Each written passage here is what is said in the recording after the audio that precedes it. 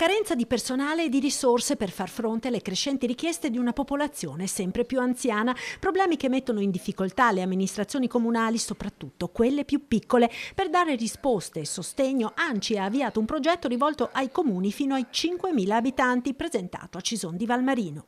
Parte un grido d'allarme che riguarda un po' tutti i comuni da un punto di vista normativo e di finanze, ma in particolare i piccoli, perché si vedono molte volte costretti i sindaci a guidare lo scuolabus, a mettersi in gioco in prima persona per garantire proprio quei servizi che gli vengono richiesti, come a noi dei grandi comuni, dai loro cittadini. ANCI affiancherà quindi i piccoli comuni, oltre 230 quelli coinvolti sui 1.700 totali che hanno aderito, in un percorso per aiutarli nelle molteplici attività.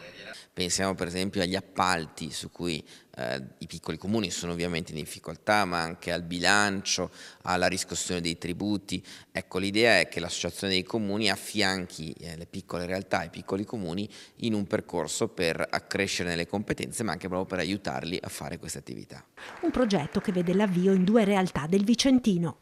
Uno è Nove, l'altro è Grisignano di Zocco, che faranno da aggregatori per molti altri comuni proprio per implementare e portare avanti questa sperimentazione di collaborazione fra amministrazioni seguite però direttamente da esperti e tecnici messi a disposizione da ANCI. Politiche di trasporto locale, servizi sanitari, digitalizzazione, anche i piccoli comuni devono essere in grado di stare al passo, altrimenti lo spopolamento, specie nelle realtà di montagna, sarà sempre più grave. Dal canto loro i comuni più grandi, come i capoluoghi di provincia, hanno un ruolo importante in un'ottica di sussidiarietà. Abbiamo anche in questo caso 2 ottimi esempi in Veneto, da Treviso e Vicenza, che hanno creato la Grande Treviso e la Grande Vicenza, dove i comuni più strutturati, che hanno maggiori competenze, si mettono a disposizione per i comuni dell'Interland. Treviso ha aggregato 20 comuni, con Treviso sono 21, dove condividiamo politiche ambientali, urbanistiche, di mobilità, mettendo a disposizione quelle che sono le competenze interne, quindi i dirigenti, i tecnici,